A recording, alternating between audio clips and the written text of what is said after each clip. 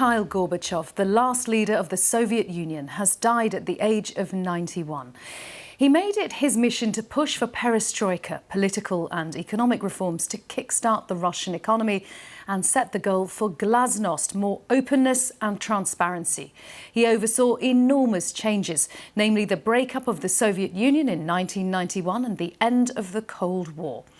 President Putin, who had a sharply divergent view of how things should be done, has expressed his deep sympathies. Our Russia editor Steve Rosenberg has this look back at his life. He was the kind of Russian leader the world had never seen. Mikhail Gorbachev smiled. He was relaxed. In the West, he acquired almost pop star status for helping to end the Cold War. But at home, it was a different story. Born in the days of dictator Joseph Stalin, Gorbachev became a committed communist, rising fast through the ranks of the Soviet Communist Party to the ruling Politburo. Gorbachev stood out. He was young, energetic, unlike his colleagues. As Kremlin old-timers died in quick succession, the USSR was looking more like a cemetery than a superpower. But in 1985, Gorbachev became leader and launched perestroika, reforms to reinvigorate the Soviet Union. At home, there were Western-style walkabouts. Abroad, he charmed an iron lady and a US president. Together, Gorbachev and Reagan slashed their nuclear arsenals. With a reformer in the Kremlin, Eastern Europe saw a chance to break free from Moscow. When the Berlin Wall fell, crucially, Gorbachev refused to intervene to prop up the Iron Curtain. Выработана была точка зрения такая вот так, без крови. Не допустить, чтобы огромное дело, касающееся немцев, нас, всей Европы, всего мира. By now, his own country was breaking apart amid ethnic conflicts and economic chaos. Gorbachev was losing control. In August 1991, communist hardliners staged a coup. It collapsed, but soon after, so did the Soviet Union. President Gorbachev resigned, and the USSR was consigned to history. Many Russians still blame Gorbachev for letting a superpower slip away. Some of what he changed didn't last. The arms race and geopolitical tension are back. Gorbachev will be remembered for at least having tried to end the rivalry between East and West. But I will remember him for this. After one interview, he invited me to play his piano while he sang the favourite songs of his late wife. It was a surreal but special moment that showed the warm, human side of the Russian leader who'd struck a chord with millions around the world.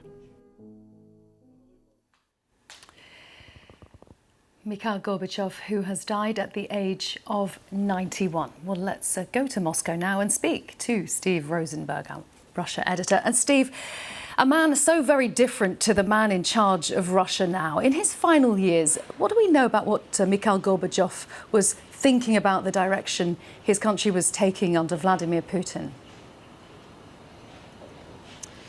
Well, for the last 2.5 years, Mikhail Gorbachev was in poor health and spent the last 2.5 years in hospital, making very few public statements. But I remember 10 years ago when I interviewed him, he was quite critical of Vladimir Putin and the direction in which Russia was moving. In recent years, less so. And in fact, Mikhail Gorbachev actually supported the Russian annexation of Crimea, the Ukrainian peninsula, back in 2014. Now, this was a man who was seen as a hero in the West, but he had faults, he had flaws, he was only a human being, he had shortcomings. To a large extent, he was naive.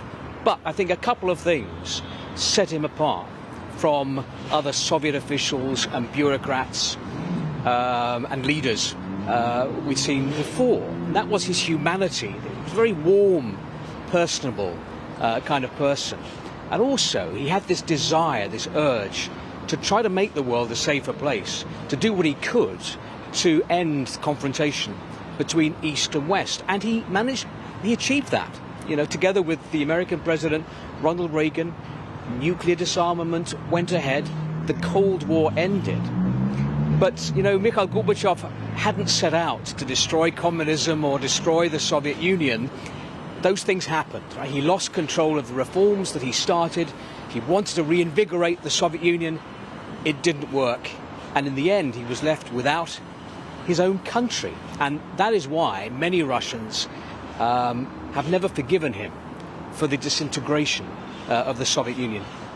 Steve, I remember as a child watching the news and being astonished by the sudden and obvious warmth in relations between the Soviet Union and the West because of Mikhail Gorbachev, watching the smiles and the handshakes between him and Ronald Reagan and Margaret Thatcher. It was just so different to what had come before. But how was it that such a breath of fresh air was allowed to come to power by the old guard? Well, I think there was a realization by the mid-1980s that the Soviet Union needed fresh blood. You know, there'd been a succession of Soviet leaders, aging leaders, reclusive leaders who'd come and gone, they'd died. There were so many funerals taking place on Red Square. And I think there was a general feeling that this was the time for a younger man, a man with the energy to try to do something to reform the Soviet Union. He tried with perestroika, this reconstruction. He tried to open up the country. He talks about glasnost, openness. Russians, for the first time, really, were given the chance to criticize their own government. There was more freedom of speech. There was an excitement towards the end of the 1980s and a lot of hope. But by 1989, 1990, 1991, that was fading because the economy was in ruins. I was a student in Moscow in 1989, 1990, and the shops were pretty empty. I mean, we students were given ration cards to buy sugar and to buy other produce. The economy was in ruins, and that is one reason why the Soviet people turned against him.